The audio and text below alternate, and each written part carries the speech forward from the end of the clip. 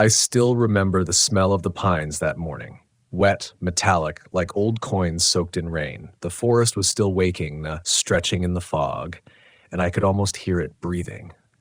I had worked these woods for 12 years, patrolling the same loops, checking the same gates, talking to the same old-timers who swore the forest didn't belong to us. Some days I agreed with them. Some days it felt like the forest tolerated me only because I hadn't given it a reason not to. My name doesn't matter. Out here, names don't hold the same weight they do in towns. The trees don't care who you are. The animals don't ask for your badge number. All that matters is whether the forest accepts you or decides you've stayed too long. I worked in the northern range of the Bitterroot National Forest near the Montana-Idaho line. It's rugged country, deep valleys, sheer granite faces, miles of unmarked trail where a man can disappear without leaving a trace. I was stationed at a small ranger outpost, a one-room cabin with a metal stove, a single radio, and an old logbook filled with notes from men who'd done this job before me. Most of them wrote about wildlife counts, missing hikers, or weather updates. But in the margins, in handwriting that leaned sharp and anxious, were things they didn't want their superiors to read. Whispering at 2 a.m., coming from the tree line, no tracks. Found tracks by cave run, too large for a man, too straight for a bear. Voices again near the ridge. One sounded like mine. You don't notice those notes your first month on the job. You think they're pranks, maybe boredom scribbled into the margins. But then the forest teaches you patience. It teaches you that some sounds don't echo right, that sometimes even the wind pauses to listen. I learned early on to pay attention to silence. That's what saved me the first time. It was mid-autumn, the season when the woods turn gold and red and feel infinite. I was doing a standard patrol near Elk Basin, about 7 miles from base. There had been reports of a missing hunter, local man, 53 experienced. His truck was found at the trailhead, keys still in the ignition. That wasn't unusual. Folks around here tend to trust the forest more than other people. But 2 days in, no sign of him, and his brother swore he'd never just walk off. By the 3rd day of the search, the air felt heavier. The fog had thickened, pressing low into the pines, making every sound feel close, damp, and personal. I was alone on the southern loop when I heard it. A knock. 3 slow, hollow knocks, not woodpecker fast, not branch on branch. Intentional, like someone rapping their knuckles against a tree trunk. At first, I thought it was another ranger signaling. We sometimes used knocks to communicate at a distance when radios were spotty. But when I called out, "Ranger service, anyone out there?" the forest swallowed my voice whole. No echo, no wind, just another 3 knocks, closer this time. I turned, flashlight cutting through the fog, and saw the outline of a massive pine about 40 feet ahead. The knocks came from behind it. I stepped closer, careful, hand resting on the radio clipped to my chest. When I rounded the trunk, there was nothing. Just a patch of damp moss and a half-eaten deer carcass, fresh enough to steam. I backed up slow, heart beating too hard, and that's when I noticed it, the smell. The same wet, metallic tang from earlier, stronger now, almost choking. I followed it up the ridge until I found the old cave mouth, partly hidden by ferns. Locals called it Whistler's Hollow. Supposedly, the wind used to make strange noises through the rock formations, but no one had been down there in years. The knocks had stopped, but I could feel something waiting beyond the dark entrance. It's a strange thing, feeling watched by something you can't see. You start imagining where its eyes might be, how long it's been standing there, how well it knows your name. I forced myself to step closer, shining my light into the cave. The beam caught something white. Bone. Dozens of bones, not buried, arranged. Human and animal mixed together, stacked in spirals against the wall. That was the first night I realized I wasn't just patrolling a forest. I was guarding something older than the job itself. When I reported the bones, the official line was likely old hunter kills. They sent a forensics team, but I never heard the results. 2 weeks later, I checked the site again. The bones were gone, every last one. Even the moss had grown back as if nothing had been there. The cave smelled clean, sterile, like new rain on stone. After that, I stopped reading the old log entries. I started writing my own, short, coded, more for myself than anyone else. Entry, Oct 18th. Whistling in the trees, not wind. Heard my name in it. Don't go near the cave alone. Entry, Oct 21st. Found footprints along stream. Human, but bare. Toes dug deep into mud, leading upstream toward ridge. Sometimes at night, I could hear the knocking again. Always in threes. Always just far enough away that I couldn't be sure if it was real. The older rangers had their own stories. One told me about a man-shaped figure that followed him on foggy mornings, always staying just behind his reflection in puddles. Another swore he saw lights weaving between the pines, blue, faint, and slow like underwater orbs. Nobody ever called it supernatural. We just said the forest was active. Then came the story that stuck with me the most. It was from a logger who'd lived here before it became protected land. He said there were spirits in the pines, guardians or prisoners, depending on who you asked. They were drawn to grief, to regret, to anyone who walked these woods carrying secrets too heavy to leave behind. He told me if I ever heard something knock 3 times, I should never answer the third. The third was an invitation. I didn't believe him until one winter patrol changed everything.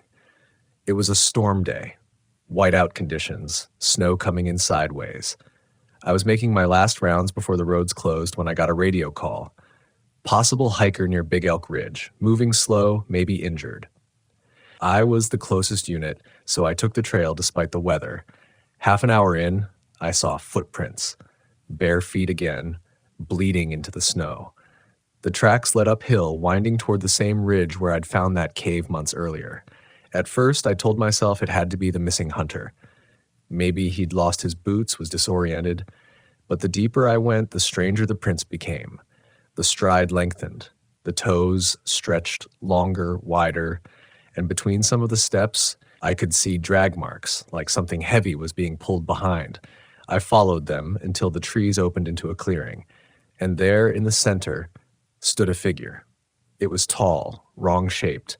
Its back curved like a question mark, covered in what looked like frozen bark. When it turned, the snow caught its face, or what should have been a face, and I saw eyes too far apart, mouth split in the wrong direction.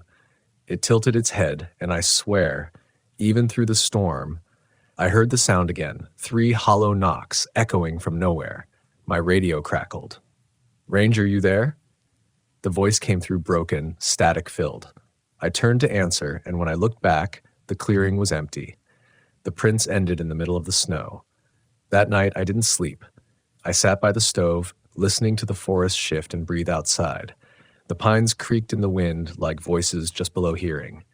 Every few minutes, I caught a sound, soft, rhythmic, like someone walking circles around the cabin. The sound circled the cabin for hours that night. I tried to convince myself it was the wind pushing branches across the roof, maybe an elk nosing through the drifts for lichen, but deep down, I knew. The rhythm was too precise, slow, patient, deliberate. Step, pause, step, pause. A predator's cadence, not nature's. I'd lived through enough winters out here to know that the forest has a personality, and when it changes, you feel it before you understand it. The air that night wasn't cold the way snow air usually is. It felt charged, metallic again, as though the pines themselves were humming under some buried current. Around 3 a.m., I reached for my radio again. Static. Not the usual hiss, but something layered, like 2 frequencies rubbing against each other. Then a faint voice slipped through. "Don't look outside." I froze. It wasn't a voice I recognized. Too soft, almost reverent, like someone whispering inside a church, then silence again. No call sign, no follow-up, just the forest breathing outside the door. When the first light hit, the snow had stopped. The silence was heavy enough to press against my chest.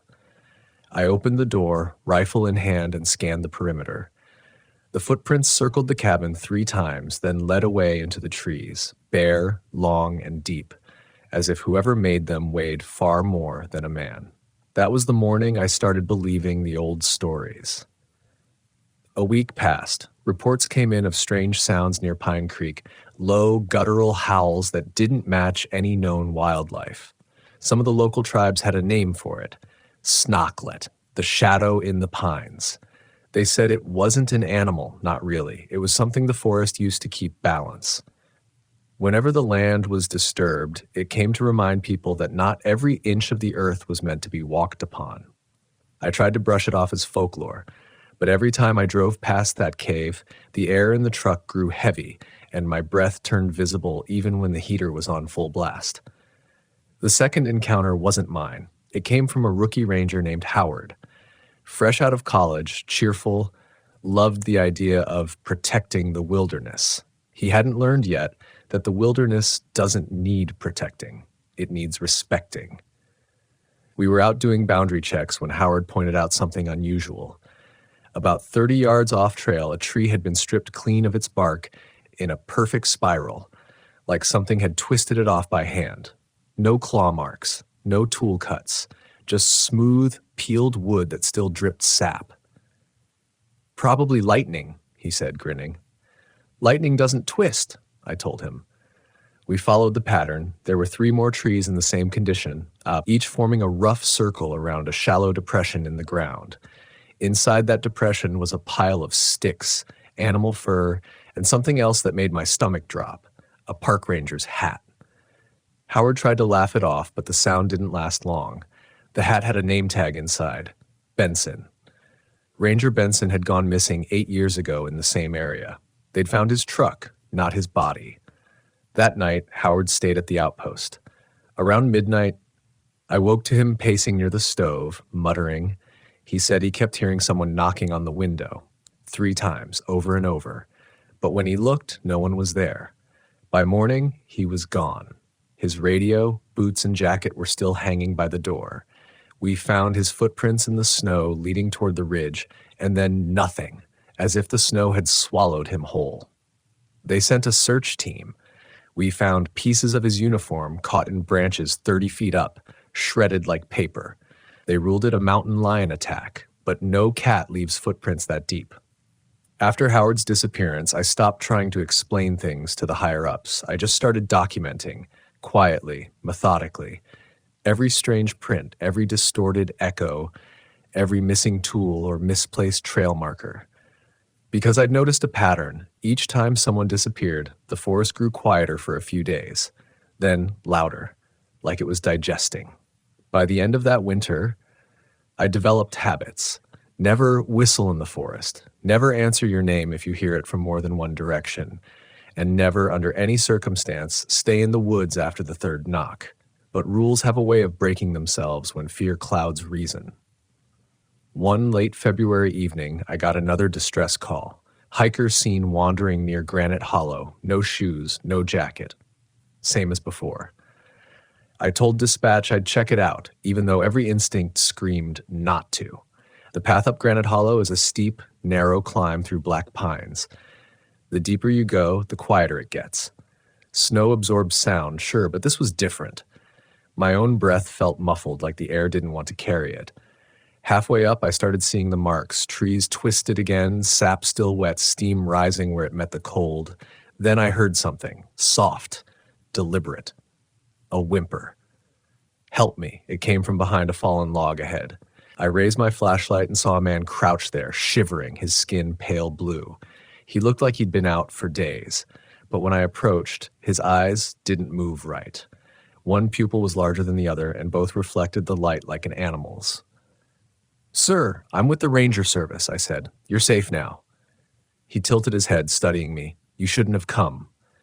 Then he smiled, too wide, teeth dark and uneven, and ran, straight into the trees, barefoot, silent. I chased him, heart hammering, branches snapping against my face. But after 50 yards, the trail ended in a clearing I recognized all too well. The cave. The entrance yawned open, darker than the rest of the forest. The same metallic smell seeped out, sharp and heavy. I shone my light in and saw movement, something dragging itself backward into the shadows. I don't remember running, but I remember the sound that followed me all the way back to the truck. 3 knocks. One on a trunk. One on a rock. One on the back of my own tailgate. That was the night I stopped being a skeptic. For weeks after the dreams came, I'd see the forest from above, thousands of pines moving like waves, whispering in voices that didn't belong to people. Sometimes I'd see faces in the bark, mouths opening and closing, mouthing words I couldn't hear. And in every dream, there was that cave, breathing. I thought about quitting, about leaving the mountains altogether. But then the calls started again. Locals saying they'd seen lights in the woods, heard laughter that turned into sobbing, found clawless prints pressed deep into mud. One old man from Darby came up to the station, hat in hand, and told me he'd seen something at dusk by the old ranger trail. Said it was tall as two men covered in frost and smelled like pennies and sap. When it turned, it had no mouth, just holes where breath should have been. I wanted to believe it was exhaustion, paranoia, the isolation getting to me. But the pattern was too clean. Every story led back to the same area, the same cave, the same damn smell. So I did what no rational ranger should ever do. I went back. It was early spring then, the snow melting, the rivers swollen, the air sharp with thaw. I told myself I was going to seal the cave, mark it off, keep people safe. But deep down, I knew I was chasing something I'd already let inside me. The closer I got, the more wrong the world felt. The birds had stopped calling.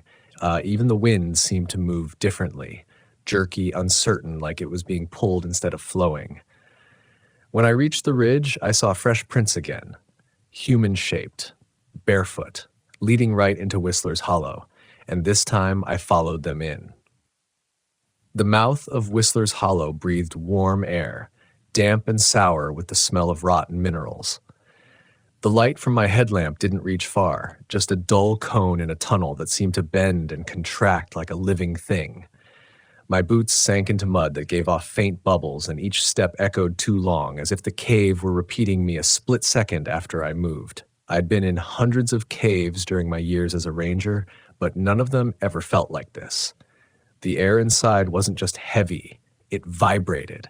You could feel it in your chest, like the hum of a deep engine buried beneath the earth. I'd brought spare batteries, a rope, my radio, and a sidearm, but under that sound, none of it felt like enough. About 30 feet in, I started seeing markings on the walls, scratches at shoulder height, running parallel. At first, I thought they were from bears, but bears don't carve in patterns. These were arranged like writing. 3 horizontal lines, then a spiral, then 3 lines again. The same rhythm as the knocks. The deeper I went, the warmer it got. My breath fogged less, and droplets began to roll down the walls like sweat. I reached a fork in the passage, left dipping lower, right angling upward. Both were slick with moss and something darker that looked almost black in my light. Then I heard it. Not the knocks this time, but whispering. Dozens of voices overlapping, faint as wind through pine needles. I stopped breathing and listened. They weren't speaking English, or maybe they were, but the words were stretched, bent, turned inside out. Still, there was rhythm, pleading, chanting, or warning. I couldn't tell, but one phrase came through, soft and broken. Don't let the forest breathe you in. My flashlight flickered. For a moment, everything went black. I froze, hand hovering over the radio. Then, faintly, through the static of my own panic, came a new sound, a single knock from deeper in the cave. I raised the light again and chose the downward path. The air grew thicker, heavier. The smell of metal was stronger now, clinging to the back of my throat. I could see movement at the edge of my beam, shadows that didn't quite match the angles of the rock. Then I stepped into a chamber. The space opened wide, massive enough to hold a small house. The walls were slick and shined like oil. In the center stood something I didn't expect, a tree. A full pine growing out of stone, its roots snaking across the floor like veins. Its needles were pale gray, almost translucent, and it glowed faintly as though lit from within. At the base of the trunk were shapes, small, human-shaped, carved from wood, each one nailed to the roots with what looked like bone. There were dozens of them, maybe hundreds, all facing inward toward the trunk. And from somewhere deep inside the bark, the knocking began again. 3 slow knocks, a pause, then a long exhale as if the tree itself was breathing. I felt the sound in my teeth. Instinct said to run. But curiosity, some fatal mixture of duty and denial, held me still. I stepped closer, raising the flashlight, and then I saw faces. The bark wasn't smooth. It was layered with shapes pressed into the wood, mouths open, eyes hollow, skin stretched thin. Not carved, embedded. As if the tree had grown through them, around them. The air pulsed once, then again. The whispers rose, louder now, clearer, all coming from the tree itself. Leave the roots, sleeping. I stumbled backward, the light shaking in my hand. My boot struck something soft, and I looked down. Bones, piles of them, not old. Some still slick with what had once been flesh. The forensics team hadn't missed anything last time. The bones had been moved here, collected. The radio on my chest hissed suddenly. "Ranger, you're not alone." It wasn't dispatch. It wasn't a voice I recognized. But it was inside the cave with me. I could hear the echo not just through the speaker, but through the air itself. Then a figure stepped out from behind the tree. At first, it looked like another ranger, same uniform, same badge. But as it moved into the light, I saw the details wrong. The limbs too long, the neck too thin, the skin gray like the tree bark. And when it smiled, the expression rippled across its face like water disturbed by wind. "You shouldn't have come," it said. Same words the barefoot man had whispered on the ridge. My hand went for the sidearm, but my fingers were trembling too badly to draw. The figure tilted its head, curious, and in one smooth motion, it pressed its hand to the trunk of the glowing pine. The bark pulsed under its palm, and the faces embedded there opened their eyes. The whispers became screams. I ran. The tunnel behind me seemed to shift, widening and narrowing with every step. My flashlight beam swung wildly across the walls, catching flashes of movement, arms, legs, too many joints bending the wrong way. I didn't look back. I couldn't. At some point, the knocks started again, faster now, chasing me up the passage, each one louder than the last, like something huge was crawling after me through the stone. The air grew colder again, biting my lungs. I could see my breath ahead of me, silver and frantic. When I reached the cave mouth, the daylight nearly blinded me. I stumbled into it, gasping, hands scraping against the frozen ground. Behind me, the cave exhaled one final time, a long, low moan that sounded almost human.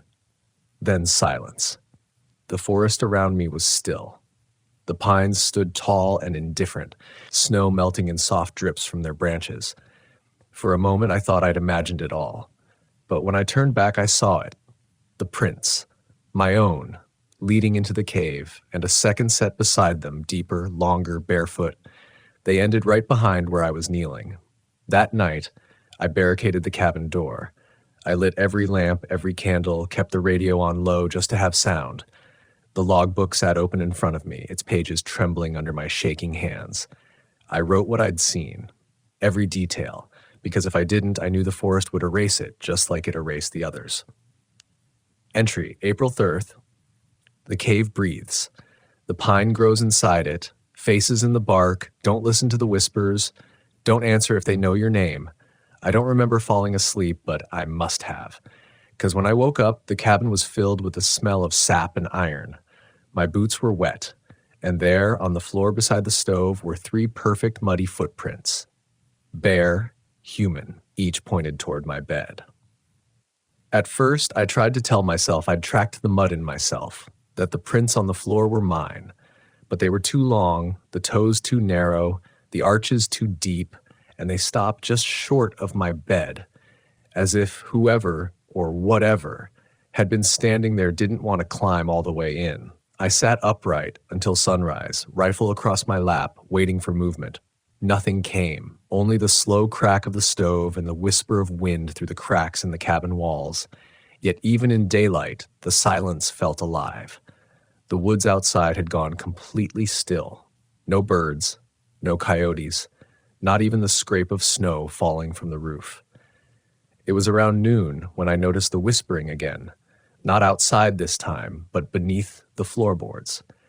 It was faint, like the distant sound of running water, until every few seconds it broke through clearly. "You heard us! You heard us!" I knelt beside the stove and pressed my ear to the wood. The The sound wasn't in my head, it was vibrating through the planks. A rhythmic, echoing pulse beneath the cabin, as though the forest roots were moving, shifting, carrying voices upward through the soil. I yanked the rug aside and found the old trapdoor that led to the storage crawl space. It hadn't been opened in years. Rusted hinges, old dust. But something inside me needed to know. I pried it up and shined my light inside. The dirt below was wet, black, and streaked with something that shimmered faintly. The roots of the pines outside had pushed through, thick and tangled like veins, and there, among them, was something carved into the earth. 3 lines and a spiral. The same marks from the cave, the same rhythm as the knocks. The whisper came again, closer this time, so close it made the hair rise on my arms. You followed the roots. The floorboards creaked behind me. I spun, heart hammering, and caught a glimpse of movement, something tall slipping past the window. The shape was too wide for a person, too fluid for an animal. For a second, it blocked the sunlight, and the whole cabin dimmed. I lunged for the door, threw it open, and scanned the tree line. Nothing. Just rows of pines swaying slow and synchronized, as if moved by breath instead of wind. The air was cold again, sharp enough to sting. And then I saw them, 3 figures standing at the edge of the clearing, far enough that their faces were hidden in shadow, still as trees, each the same height, same shape, watching. I raised my rifle and shouted. My voice cracked halfway through the word, but the figures didn't move. They just stood there, faint outlines of gray against the darker pines. Then, in perfect unison, they turned and vanished. Not walked away, not faded, vanished, like smoke erased by a single gust of wind. I knew I couldn't stay there anymore. Whatever had crawled out of that cave had followed me home. I packed what I could, radio, logbook, lantern, a single map, and decided to hike down toward the ranger station 30 miles south. I told myself it was to report what I'd found, but I think I just needed to run. By dusk, I was 2 miles down the service road when I heard it again, the knocking. This time, it wasn't distant. It came from the forest beside me, perfectly pacing my steps. Knock, knock, knock. Every time I stopped, it stopped. Every time I walked again, it followed. The sound of knuckles, or something like them, striking wood in rhythm with my heartbeat. I called over the radio. Dispatch, this is Ranger. Static. Then faint laughter like children underwater. My throat tightened. I turned on my lantern. The light spilled across the trunks, each one striped with those spiral markings again, saw carved deep enough to bleed sap. The air thickened with the smell of metal and pine, and then the laughter stopped. The forest exhaled. That's the only way I can describe it. The wind rushed outward all at once, every branch bending back, every pine needle trembling. The sound rolled through the valley like thunder without light. And from somewhere above, in the black between the stars and the treetops, came a low guttural moan, the same one I'd heard in the cave. The pines began to move. They didn't fall, they shifted. Their trunks leaned inward toward me, creaking like old bones. I ran, stumbling over roots, half blind in the lantern glow. Every direction looked the same, every tree marked with the same spirals, the same dark sap oozing like blood. When I finally broke through to the riverbank, I collapsed onto the rocks, gasping for air. The moon was rising over the ridge, pale and distant, and for a moment I thought I'd made it. But the reflection in the water wasn't the moon. It was a circle of pale faces, dozens of them, rippling beneath the surface. Eyes open, mouths moving, and they were all mouthing my name. I stumbled back from the river's edge, slipped, and my head struck a stone. When I came to, it was dawn. My lantern was shattered beside me, and the forest was silent again. No marks on the trees, no footprints but mine, no faces in the water. But when I looked down, I saw sap on my hands. Thick, golden, metallic. It smelled like blood. I walked for 2 days before I reached the station. The other rangers said I looked half dead. Skin gray, eyes unfocused, bleeding from the scalp. I told them I'd gotten lost during a patrol. I didn't mention the cave. I didn't mention the tree or the faces or the voices. For a while, I convinced myself it was hypothermia, a hallucination, exhaustion from isolation. I almost believed it until the spring thaw came and a team found Howard's radio in the creek downstream from Whistler's Hollow. The casing was warped, like it had been melted. The log inside had one last transmission before it cut out. 4 words: "The forest knows me." I haven't gone back since. But the thing about these woods is, they don't always stay where you leave them. Sometimes on calm nights, I'll wake up and swear I hear the knocking again. Soft, distant, patient. 3 knocks, always 3. Sometimes it's in the walls, sometimes it's in the wind, and sometimes it's in my chest. Because I think part of me never left that cave. I think part of me is still listening. I lasted 3 years before I went back. 3 years of pretending the forest didn't call to me in my sleep. 3 years of trying to rebuild some ordinary life where the trees didn't whisper my name. But some places don't stay behind you. They live in the quiet space between your thoughts, waiting. Every dream ended the same way. I was standing at the edge of Whistler's Hollow, staring into the dark mouth of that cave. The pines bent toward me like they were listening. I'd wake with that smell in my nose again, wet iron and sap. Sometimes I'd find pine needles stuck to my clothes, though I lived 3 states away. People told me it was trauma, the mind replaying stress. Maybe they were right. But when I found the old ranger log again, tucked between boxes in my new apartment, the pages were damp, and there were fresh words written beneath my last entry. "You heard us. Come home." I left the next morning. It was early autumn, the season when the bitterroots breathe fog through the valleys and the trees burn orange like they're remembering something old. The drive up was long, quiet, and heavy with that feeling you get when you know you're crossing back into somewhere that never forgot you. The outpost looked almost the same. The porch sagged, the metal stove rusted over, the logbook drawer still jammed, but the forest had grown closer. The tree line, which used to be 50 yards from the cabin, was now barely 20. The pines leaned inward, their roots swelling through the soil like knuckles pushing against skin. Inside, the air was stale and sweet, pine resin. I lit a lantern and found a thin layer of moss creeping up one wall. My old uniform still hung by the stove, stiff with age. When I touched it, the fabric left green dust on my fingers. I didn't know what I expected. Closure, maybe. Proof that it had all been in my head. But the moment I stepped outside again, the forest felt alive in a way I couldn't explain. Not threatening this time. Not yet. Just aware. Like it had been waiting for me to say something first. I hiked out toward the ridge before dusk. The path had eroded into something more like a riverbed, the soil soft and black. Every few feet, I saw new carvings in the trunks, spirals, triangles, marks that looked like ribs or branches or lungs. And then somewhere deep in the trees, I heard a voice. Ranger. Not loud, not ghostly, just spoken, like someone calling across a campfire. I turned, searching through the trees, but the sound didn't echo. It came from everywhere at once, above me, behind me, inside me. Ranger, it said again. You left something. I tightened my grip on the lantern and kept walking. The air grew cooler, wetter. The light ahead dimmed as the canopy thickened. And then I saw it, the entrance to Whistler's Hollow. It hadn't collapsed, hadn't eroded. If anything, it had grown. The rock edges were slick with moisture, and roots hung from the top like curtains. The smell was stronger than ever, metal, sap, and something like breath after too long underwater. I should have stopped there, but I couldn't. There's something about fear that becomes addictive once you've lived with it long enough. It turns into purpose. Inside, the tunnel looked different. The walls glistened with sap that ran in slow, deliberate drips. The markings were deeper now, gouged as though something had been clawing from within.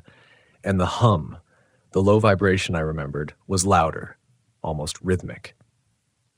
Halfway down the tunnel, I saw the light. Not my lantern, it came from ahead, a soft pulse like the glow of fireflies inside fog. I followed it until the chamber opened before me.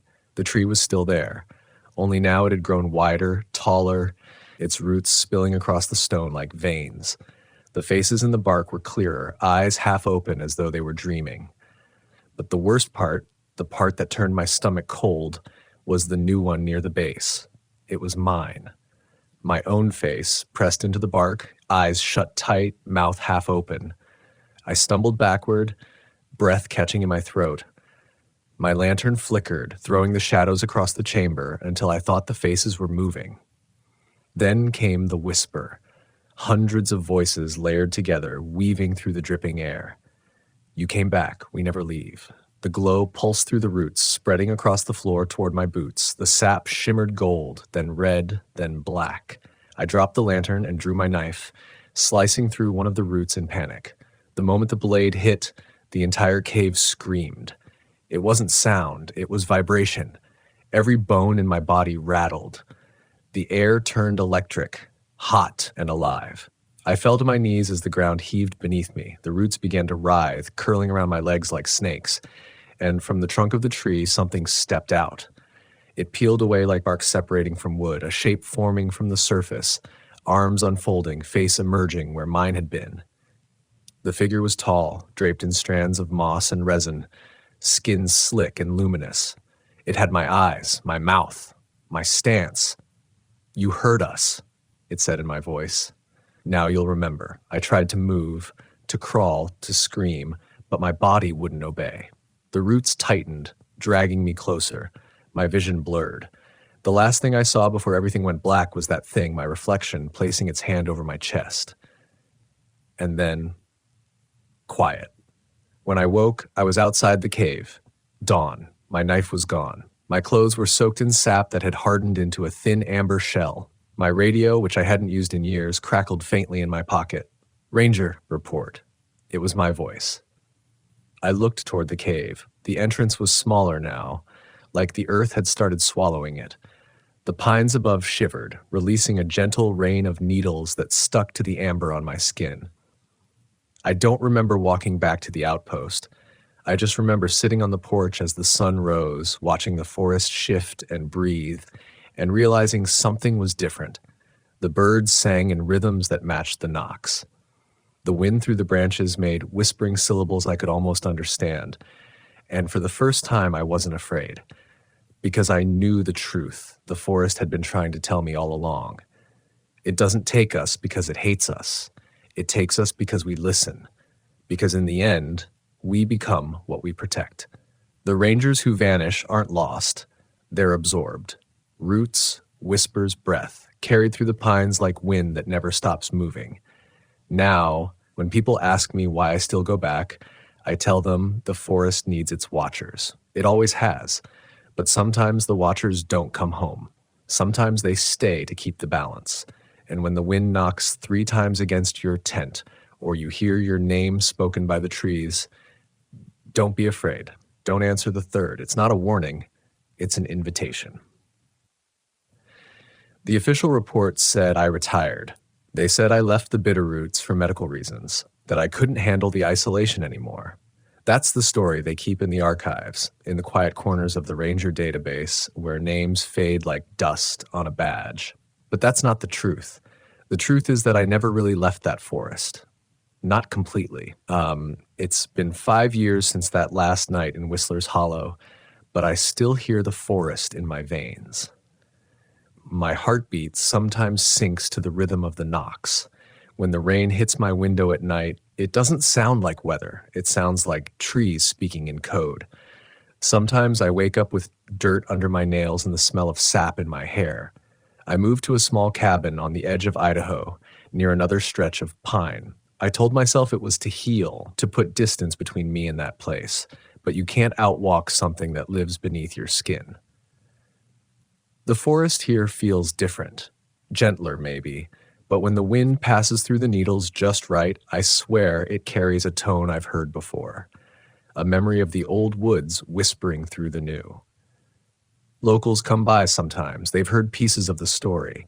They ask if it's true, the disappearances, the lights, the voices in the pines. I tell them every legend is born from a kernel of truth. I tell them the forest keeps its own history, even if we choose to ignore it. But I never tell them what I saw in that cave. Sometimes they linger, old loggers or campers, men who've seen things they can't explain. They share their own stories, the tapping on tent walls at night, the silhouettes moving between trunks even when there's no wind. And they always end the same way, 3 knocks in the distance. One man told me he saw a figure in a ranger's jacket standing by the tree line near Elk Basin, said it didn't move, didn't speak, just turned its head as he passed. The badge was half covered in moss. The name on it he couldn't make out. I just nodded and poured him another cup of coffee. After he left, I went to the mirror and looked at myself. My reflection seemed fine at first. Older, tired, but still me. Then I saw it. Faint veins of green running beneath the skin of my wrists like tiny roots branching outward. When I pressed them, they pulsed. The forest hadn't just taken something from me that night. It had given something back. I used to think that what happened in those woods was punishment, that I'd trespassed where I didn't belong, but I've come to understand it differently. The forest doesn't hate. It remembers. It absorbs what it touches, the voices, the memories, the fear. It becomes everything that walks within it long enough. And now, somehow, I'm part of that memory. There are nights when I still wake to the knocking, but now I listen. Sometimes it's distant, soft, like a heartbeat echoing through the soil. Sometimes it's right against the wall of the cabin. 3 slow knocks, always 3. Once I decided to answer, just once. I waited until the sound came again, faint and deliberate, and I whispered, "I hear you." The silence that followed was so pure it hurt. Then from somewhere deep in the woods, a voice I hadn't heard in years, Howard's voice, called back. "You finally listened." The air around me shimmered. The pines outside leaned as one, creaking in a slow, collective bow. And for the first time since I left, I didn't feel afraid. That's when I realized what the forest had been trying to teach me all along. It wasn't warning me to stay away. It was asking me to understand, to see beyond the surface fear. Every echo, every whisper, every knock was a conversation I'd been too human to interpret. The pines don't whisper to us, they whisper through us. They carry what we leave behind. Our breath, our steps, our thoughts in those moments when we think no one's watching. Maybe the reason the forest feels alive isn't because it's haunted, but because it remembers. Every ranger who vanished, every camper who disappeared, every scream swallowed by the fog, the trees just keep the record. They archive it in roots and resin. Sometimes I go walking at dusk, when the air is cool and the sun is sliding behind the ridge. I'll stop, place my hand on a trunk, and listen. You can feel the pulse if you stay still long enough. It's faint but steady. And beneath it, if you listen deeper than your fear will allow, you'll hear something else, a hum, ancient and calm, like the sound of the earth breathing. That's when I whisper back, not words, just a breath. A reminder that I'm still here. And maybe that's the only truth any of us ever get out there, that the forest doesn't want to scare us. It wants to remind us that we're temporary, that our names fade, but our echoes don't. A few weeks ago, a letter arrived at my door. No return address. Inside was a single page from a ranger's log, one I didn't recognize. The handwriting was neat, newer. It read, "Found the cave, thought of you, the tree's still growing." No signature. Just those words. That night, the wind picked up, carrying the smell of sap again. I sat by the window and watched the tree line move under the moonlight, the same slow rhythm as breathing. And for a moment, I saw them, shapes between the trunks, tall, silent, almost human. They didn't come closer this time. They just stood there, outlined in silver fog, listening. I raised my hand in greeting. They didn't move, but I swear the wind softened, almost like it exhaled in relief. I think I finally understood then. The forest isn't something you conquer, it's something you join. And one day, when I stop breathing, I know where I'll go. Not to some heaven or afterlife, but back beneath those trees.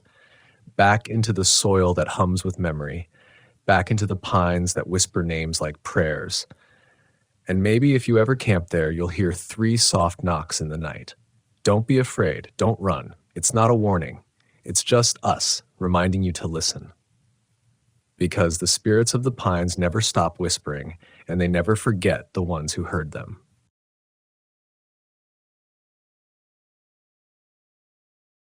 I remember the night my grandfather shared this spine-chilling tale with me a few months ago.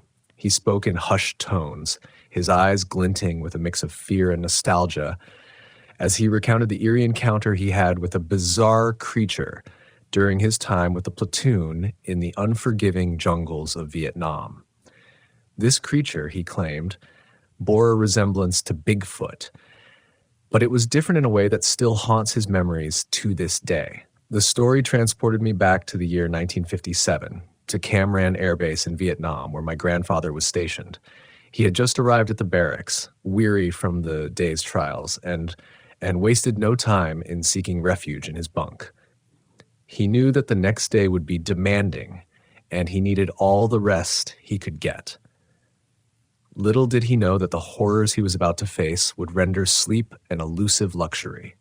The dawn of the following day found my grandfather standing shoulder to shoulder with his platoon, their boots crunching on the forest floor as they embarked on their patrol through the dense jungle. The ominous silence was broken when they stumbled upon an injured ARVN soldier lying helpless beside a tree. My grandfather inquired about the source of his injuries, but the response was cryptic and unsettling. "It's still near. Get away from here," the ARVN soldier whispered. My grandfather dismissed it as the ramblings of someone traumatized and continued their mission. They carefully placed the wounded soldier on a stretcher and sent him back to the safety of the base. As they pushed deeper into the jungle, the hours passed in relative calm until a deafening, unearthly scream shattered the tranquility. Panic surged through their ranks as they rushed toward the source of the sound, weapons drawn, hearts pounding. They slashed through the underbrush and entered a clearing where a horrifying sight awaited them.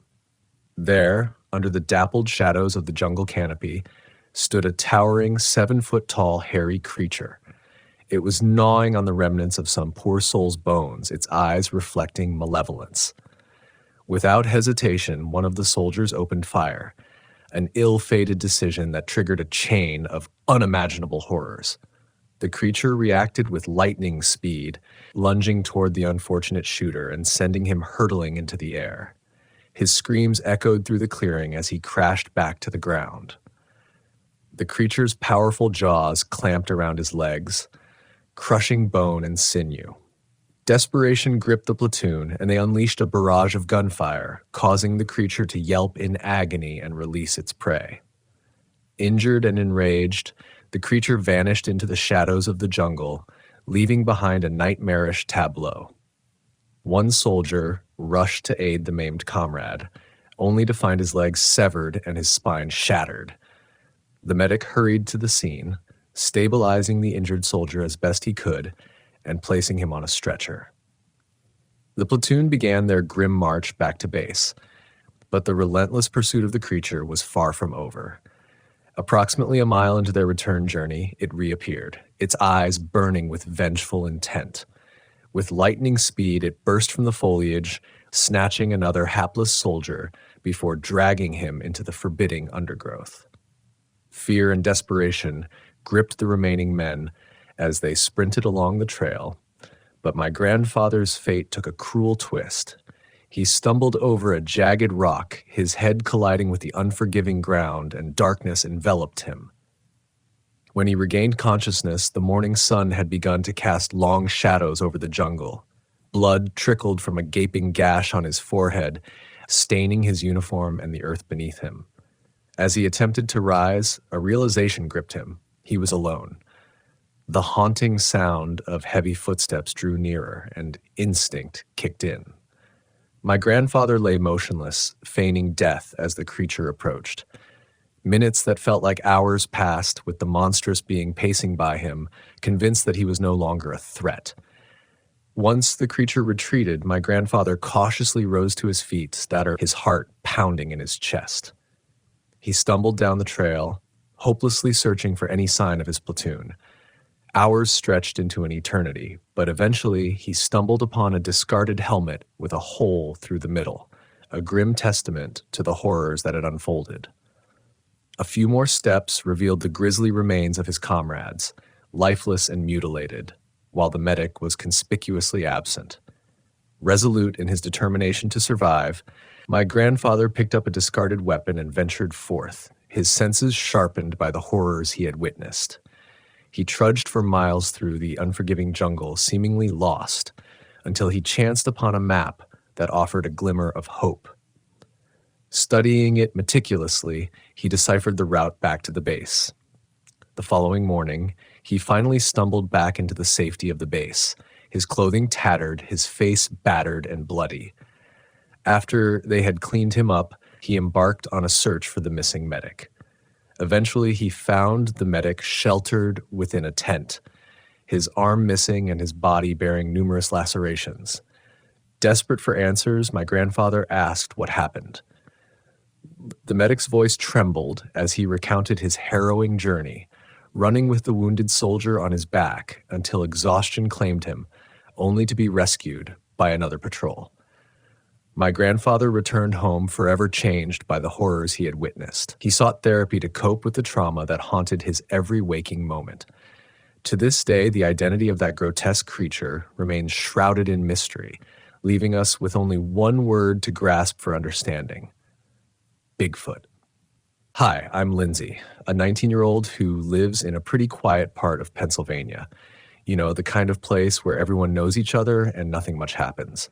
I live here with my parents and my two sisters, Mary and Farah. Mary is older than me and has always been the brave one, and Farah, well, she's the baby of the family. We've always been close, but living in a rural area means we have to make our own fun most of the time. So it was Farah's birthday coming up, and we wanted to do something special for her. She hadn't been hiking before, and Mary and I had only done it once, but we figured it would be a fun way to spend the day. We planned to explore the trails in the state game lands. They were a bit off the beaten path, not too far from our house, and hardly anyone ever went there. It sounded perfect for a quiet day out in nature. The night before the hike, we sat around our kitchen table, double-checking our backpacks. We weren't exactly pros, so we made sure to pack all the essentials: pocket knives, flashlights, and a medical kit just in case. Mary joked that we were preparing for an expedition, but I could tell she was a bit nervous. She always had a knack for sensing when something wasn't quite right. The next morning, we started our adventure. The sun was shining and the birds were singing. It felt like the perfect day for a hike. We chatted excitedly as we walked from our house to the base of the hill where the trail started. I remember telling Farah all about the beautiful views we'd see and the cool pictures we could take. As we approached the trail, Mary suddenly turned serious. She reminded us that we were in a pretty secluded area and that there could be animals around. "It is the woods, after all," she said. I rolled my eyes a bit. I knew she was just being her overprotective self, but I couldn't shake off the feeling that maybe she was right to worry. Finally, we reached the parking lot, which was as empty as we expected. The entrance to the trail was marked by two main paths with occasional blue dots spray-painted on trees to guide hikers. The trail wasn't well known or frequently used, which made it seem more like an adventure to us. We were a couple of newbies, but we were excited to explore this hidden gem so close to home. As we began our hike, Mary took the lead, with me in the middle and Farah bringing up the rear. The first steps onto the trail involved climbing a small but steep hill. I remember feeling a mix of excitement and a tiny bit of apprehension as we ascended. We were just three girls out in the middle of nowhere, relying on each other and a few blue dots to guide us. The trail ahead was beautiful, surrounded by tall trees and the sounds of nature. It was peaceful, just like we wanted. Little did we know our peaceful hike was about to take a turn we'd never forget. We were deep into our hike, surrounded by the lush greenery of the state game lands. The trail was more beautiful than we remembered. Sunlight streamed through the leaves, creating patterns on the ground that danced as we walked. Mary was leading the way, pointing out different birds and trees. Farah was totally into it, snapping pictures with her phone. I was just happy to be out there with them, feeling the crunch of leaves under my boots and the cool breeze on my face. As we walked, we started to spread out a little. Mary was a few steps ahead, and Farah lagged behind, caught up in capturing every moment. I was in the middle, feeling like the bridge between my adventurous older sister and the wide-eyed wonder of my younger one. Suddenly, the peacefulness of our hike was shattered by a loud rustling noise to our left. It sounded like something big moving through the underbrush. I froze, my heart pounding in my chest.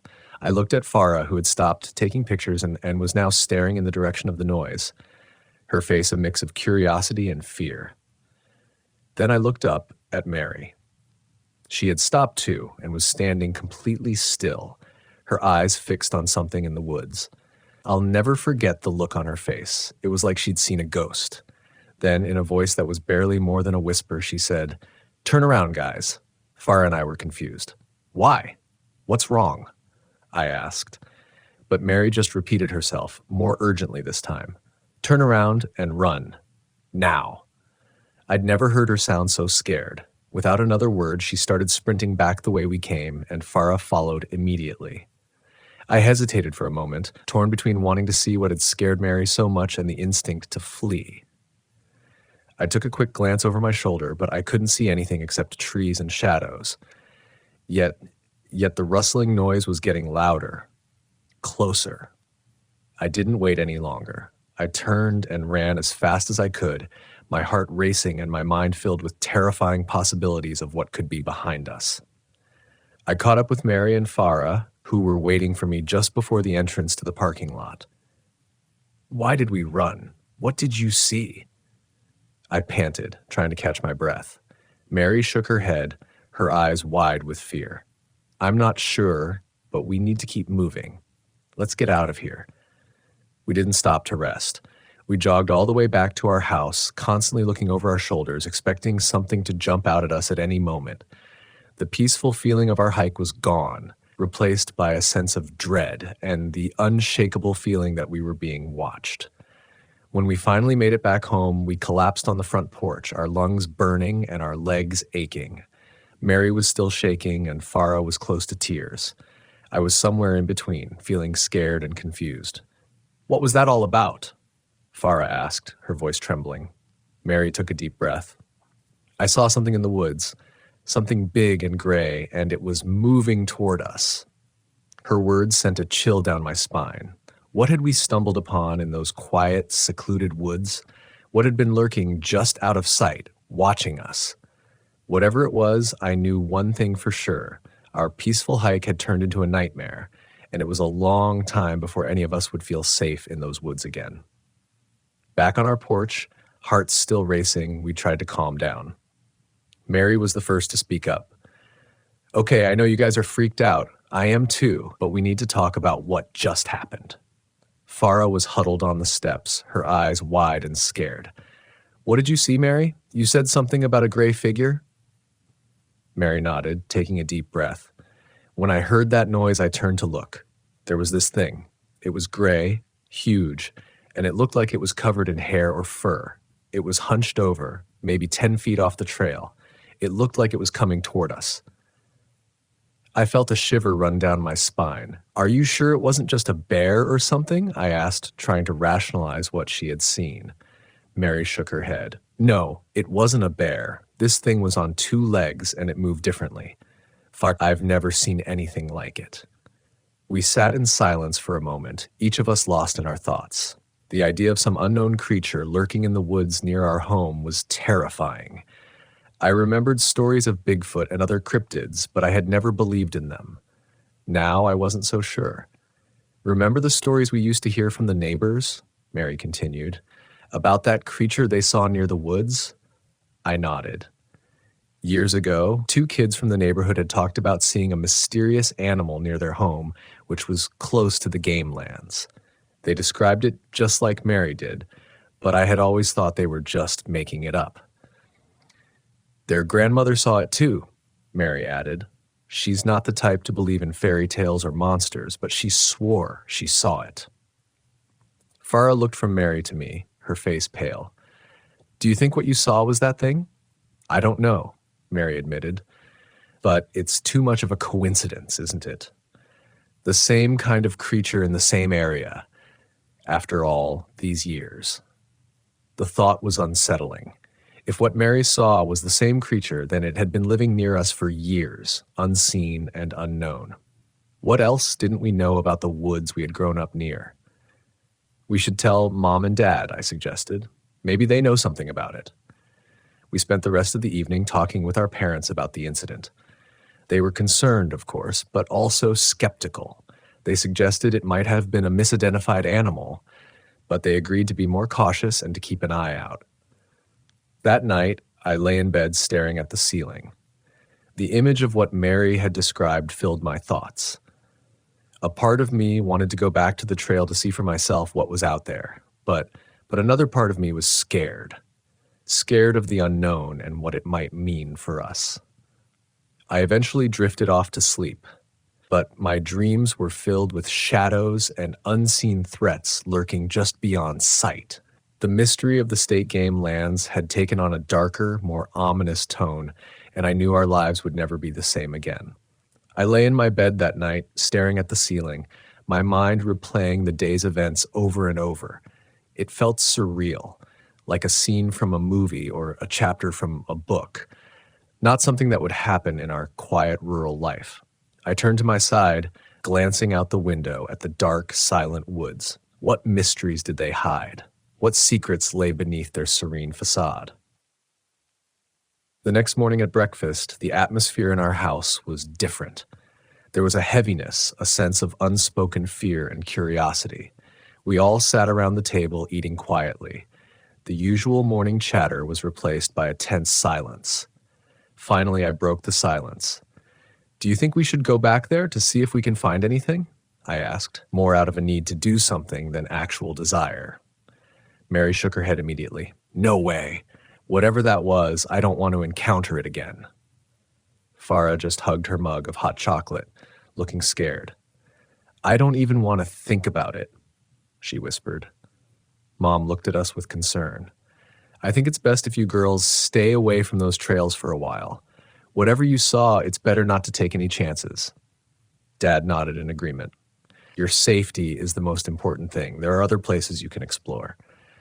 The conversation shifted then to plans for the weekend, upcoming school events, anything but the incident in the woods.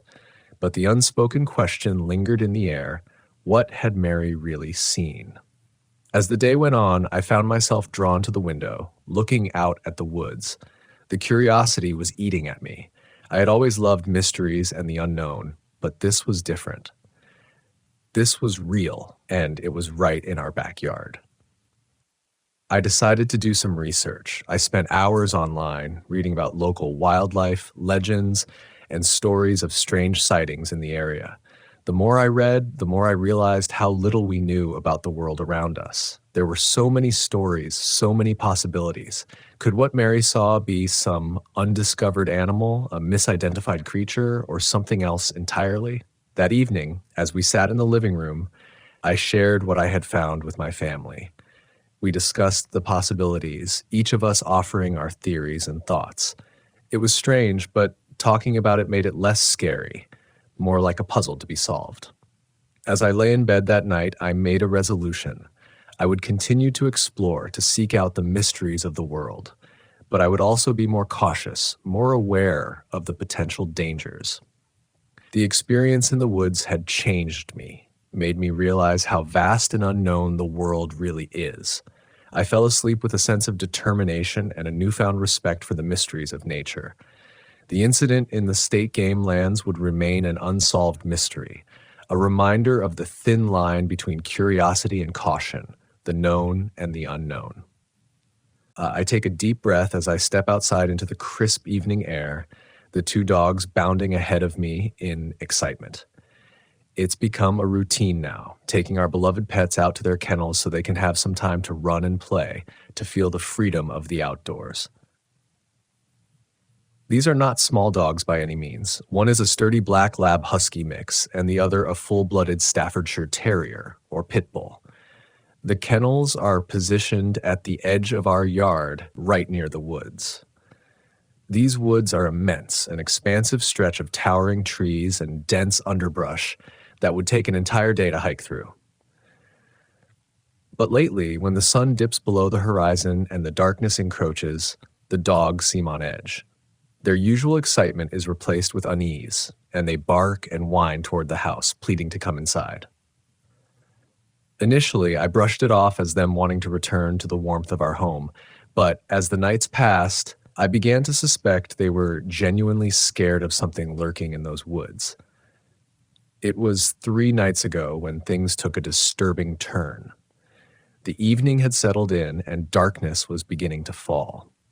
Although we had a security light that prevented it from becoming pitch black, I approached the first kennel expecting the usual cacophony of barks and whines from our eager dogs. But this time, as I reached the front of the kennel, both of them were eerily silent. My heart started to race, a shiver running down my spine. They never hesitated to greet me enthusiastically, but now they stood there as still as statues. It sent a chill down my spine, an uneasiness in the air that I couldn't quite put my finger on. It was like an electric tension, as if I were about to be jolted by something unknown. The unease only deepened the longer I stood there. I reached for the first dog, the lab, and that's when it happened. A heavy snap, like a branch breaking, echoed from the woods nearby. I froze. The dogs froze. By that point, I was so on edge that even a whisper would have made me jump, scream, and possibly run for my life. The air grew thick with an eerie tension, and the lab had her bushy tail tucked tightly underneath her, whining softly. It sent shivers down my spine. The pit bull, on the other hand, had moved as far away from the woods as she could, whimpering for me to come and rescue her. I could only take one dog in at a time because they got too excited and sometimes fought, so I had to leave the pit bull behind, trembling in fear. I felt guilty as I walked away, her high-pitched whining bark haunting my ears. It was a sound I had never heard her make before. The lab couldn't get to the safety of the house fast enough. I rushed back for the pit bull, my dread growing with each step. Her kennel was positioned right at the edge of the woods, and I had to turn my back to open her door. As I approached, the air turned heavy and stale, carrying with it an unpleasant smell like that of a dead skunk. Another snap, closer this time, and I was ready to bolt. But I couldn't abandon my dog, who was now facing the woods defensively. It was as if I were walking through water, every step a battle against my fear. I reached the door, and as I got my dog out, she too was scared and began growling behind me. I was paralyzed in place, my heart pounding in my chest when I heard it. Heavy breathing right behind me. My senses were on high alert, and I could barely think. The breathing continued for what felt like an eternity before I heard the unmistakable sound of footsteps approaching. At that moment, terror engulfed me, and without looking back, we both took off running. A bone-chilling scream emanated from the base of the woods, sending shivers down my spine. I didn't dare glance over my shoulder. I just ran. My pit bull pulled me desperately toward the house. Once inside, I turned off all the lights and stared out the window at the woods. I could see something moving just out of my line of sight. It swayed back and forth 5 times, then vanished. It took me hours to fall asleep that night, every little noise in the darkness sending my heart racing. The following evening, I decided to take the dogs in earlier, right around dusk. I hoped it would be uneventful, but as I was getting my pit bull out of her kennel, a deafening snap echoed through the woods as a tree branch snapped in half. It sounded distant, but it was enough to make my skin crawl. I hurriedly got my dog and began walking toward the house. Just a few steps from the kennel, I heard something massive charging toward me from within the woods. Panic surged through me as we ran, and it felt like whatever it was followed us for a while before retreating. Since that night, every evening has brought strange sounds from the woods. Branches breaking, things being thrown around, knocking on trees, and eerie roars. I'm terrified, and I no longer take my dogs down there. We go for walks during the day, and I ensure we're all safely inside before dusk falls. I'm at a loss for what to do, but I'm seriously considering buying a gun. though I'm unsure if it will offer any real protection from whatever lurks in those dark, forbidding woods. The mountains called to me, a siren song that resonated deep in my bones. After months cooped up due to the pandemic, with a newborn daughter cradled in our arms, my wife and I had scarcely caught a wink of sleep, let alone dreamed of escape.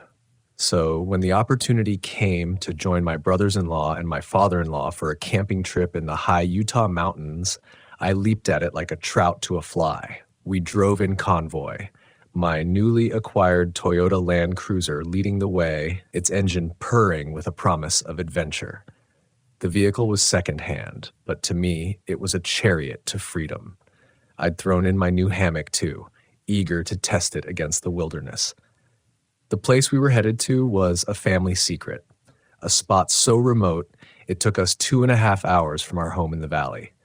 I promised not to disclose its location, and I intend to keep that promise.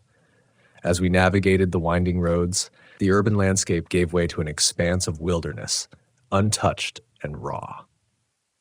Arriving at the campsite, a sense of peace washed over me.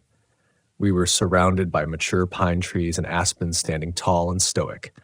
The air was cool, a welcome respite from the summer heat hovering around 65 degrees. There was still runoff from the melting snow, and the mud it created didn't bother me. It was a mark of authenticity on my Land Cruiser. I decided to set up my hammock high between the top of my Toyota and an adjacent sturdy pine tree. Climbing onto the vehicle to reach my lofty bed, I felt a childlike thrill. I liked my hammock high, even though it often slid down the tree, leaving me to wake up with my back brushing against the cold, dew-laden earth. Once my hammock was secured, insulated against the night's chill, I moved on to help with the fire. I've always had a knack for starting fires, and this time was no different. In no time, we had a crackling fire around which we roasted hot dogs and shared stories, the kind that only seem to surface around a campfire. However, the night took an unexpected turn. My father-in-law, a tough old bird who'd probably chopped more wood than Paul Bunyan, managed to injure himself with the axe. He insisted on driving back to town for stitches, leaving us to wonder if he would return. Despite this setback, we enjoyed the night, the full moon casting a surreal glow over our camp, transforming the woods into a silver-tinted wonderland. It was the kind of night I'd longed for during those endless days and nights of lockdown, a return to something primal and deeply satisfying. Little did I know, as I settled into my hammock high above the ground, that the night held more in store for us than just moonlit tranquility. The night grew deeper, the moon hanging like a sentinel over the serene wilderness. Our campfire had simmered down to a bed of glowing embers, casting a soft, warm light. The tranquility was deceptive, as I would soon find out. Lying in my hammock, suspended between the Land Cruiser and a towering pine, I gazed up at the star-strewn sky. It was moments like these that made me forget the chaos of the world, the constant buzz of news about the pandemic, the cries of my newborn in the early hours. Here, under the vast canopy of the universe, those troubles seemed trivial. Our peace was first interrupted by an unexpected visitor. The crunch of gravel under tires heralded the arrival of a park ranger in a white Silverado. His approach was friendly but tinged with concern. He asked if we had seen anyone else around, explaining that a camp a couple of miles away reported a homeless man rummaging through their stuff and causing a ruckus. The ranger was out looking for him, worried that the man might be lost or hurt in the rugged terrain. We assured him we hadn't seen anyone and would keep an eye out. His departure left a subtle unease in the air. The presence of my 45-70 lever-action rifle in the Land Cruiser offered some comfort. I'd faced down the wildlife of these mountains before, a charging bull moose and a curious bear, among others. I felt prepared for anything, or so I thought. Back in my hammock, the cool mountain air and the gentle sway lulled me into a light sleep. That's when the first pine cone hit me. I woke with a start, brushing it off as a natural occurrence, but a niggling suspicion crept into my mind. I tried to dismiss it, closing my eyes once more. only to be jolted awake by a second pine cone, this time striking my back with more force. I sat up, irritation mingling with confusion. My first thought was a prank by my brothers-in-law, but a quick glance revealed them both sound asleep in their hammocks.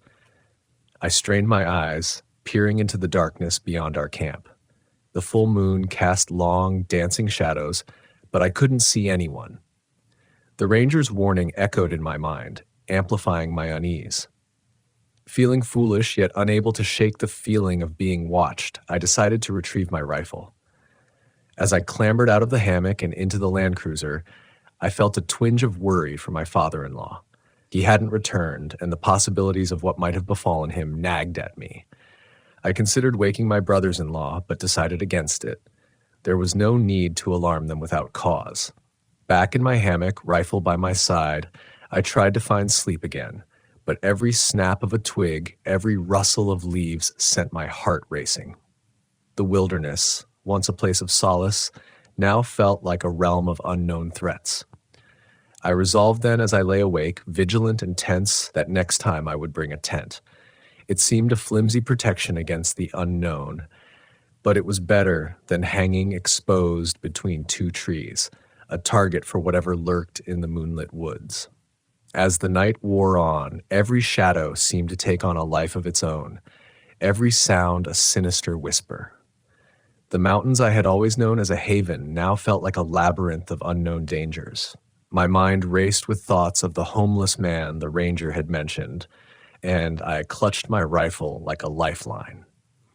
The return of my father-in-law broke the tense silence of the night. His Jeep Cherokee's headlights pierced the darkness, and the familiar sound of its engine was a welcome relief. He parked and approached my hammock, his face etched with something I couldn't quite place. Was it fear? He told me in hushed tones of his strange encounter. As he had driven up, he'd seen what he thought was a man in a ghillie suit skulking near our camp. He'd first thought it was me, playing one of my usual pranks, but as he got closer, he realized it was someone else, or something else. The figure had vanished into the woods as quickly as it had appeared. His story sent a chill down my spine. I thought about the pine cones, the odd noises in the night, and the ranger's warning. Was it the homeless man, or was it something more sinister, something beyond our understanding? The mountains were full of legends, stories of Bigfoot and other mysterious creatures. Were they just tales, or was there a sliver of truth in them? We stayed up the rest of the night, our eyes scanning the darkness, our ears straining for any sound out of the ordinary. The rifle lay across my lap, more a comfort than a weapon. Despite the fear, we made it through the night unscathed. As dawn broke, we packed up our camp in silence, the events of the night hanging over us like a heavy fog. We stopped at the ranger station to report our encounter. The same ranger was there, wrapping up his shift. We told him about the figure in the ghillie suit, and I couldn't help but mention my half-formed theory about Bigfoot. The color drained from the ranger's face at the mention. His reaction was odd, almost fearful. It was just a homeless person, I thought, but his reaction made me second-guess myself. Maybe there was more to the legends than I had allowed myself to believe. I kept my theories to myself as we drove back home. My father-in-law had always been a skeptic, dismissing tales of Bigfoot as nonsense.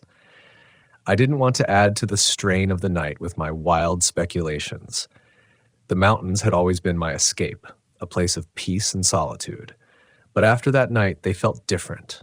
There was a mystery hidden in the depths of those woods, a story untold. And though part of me longed to uncover it, another part wished to leave it undisturbed, a secret preserved in the wild heart of the Utah mountains.